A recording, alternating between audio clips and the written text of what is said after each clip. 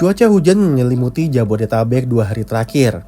Hujan persisten hampir sepanjang minggu pagi hingga Senin pagi tadi, 11-12 Januari 2026. Disambung dengan hujan sepanjang Senin pagi hingga menjelang tengah hari tadi.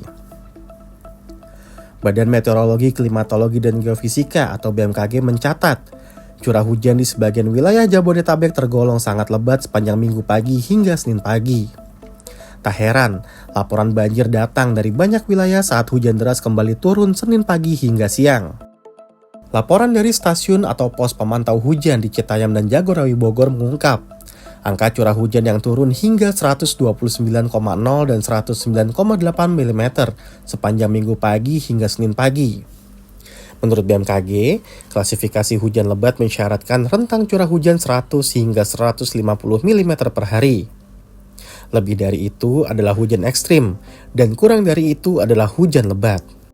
Hujan lebat pada periode yang sama dilaporkan BMKG antara lain dari wilayah Pelabuhan Tanjung Priok, Pasar Minggu, Atang Sanjaya Bogor, Pesanggerahan Depok, Beji Depok, Mauk Tangerang, Ancol, Bandara Soekarno-Hatta, dan Bekasi. Tak hanya di Jabodetabek, hujan sangat lebat juga terjadi di Makassar, Nusa Tenggara Timur, dan Bali. BMKG mengungkap itu dalam prospek cuaca mingguan periode 13 hingga 19 Januari 2026 yang diterbitkannya pada hari ini.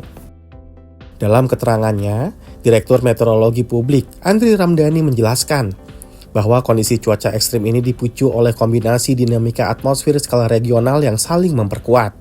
Pertama, dia menyebutkan terdapat penguatan monsun Asia yang disertai dengan peningkatan kecepatan angin di wilayah Laut Cina Selatan yang bergerak ke arah selatan melalui Selat Karimata hingga mencapai Pulau Jawa.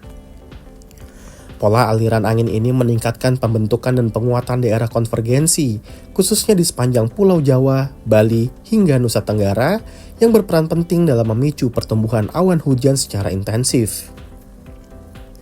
Kedua, terpantau adanya daerah tekanan udara rendah di Samudra Hindia sebelah selatan Nusa Tenggara Barat yang turut memengaruhi pola sirkulasi angin regional. Sistem ini menurut Andi menyebabkan aliran angin di Indonesia bagian selatan menjadi lebih dominan ke arah timur, sehingga semakin memperkuat konvergensi dan perlambatan massa udara di wilayah selatan Indonesia. Kondisi tersebut mendukung proses naiknya udara secara lebih intensif dan berkelanjutan, yang pada akhirnya meningkatkan potensi hujan lebat di sebagian besar Pulau Jawa, Bali, dan Nusa Tenggara.